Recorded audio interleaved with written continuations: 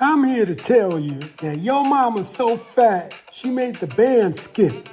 Your mama's so fat, when God said, let there be light, he said, bitch, slide over. Your mama's so skinny, she swallowed the marble and looked 6 months pregnant.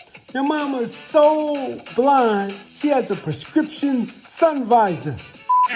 It's because those monsters from the 19th century built the world that we have today. That's why.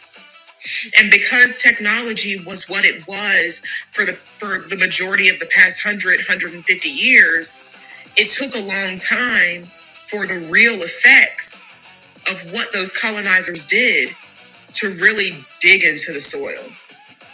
Like in the 19th century, they were living with the effects of what Columbus did directly, which is why there was still slavery.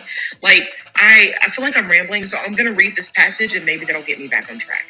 And keep in mind, this is coming off of chapter 10, The Other Civil War, which was detailing all of the labor strikes and all of the labor strikes throughout the 19th century, as well as chapter 9, which was detailing the Civil War and the emancipation of slavery.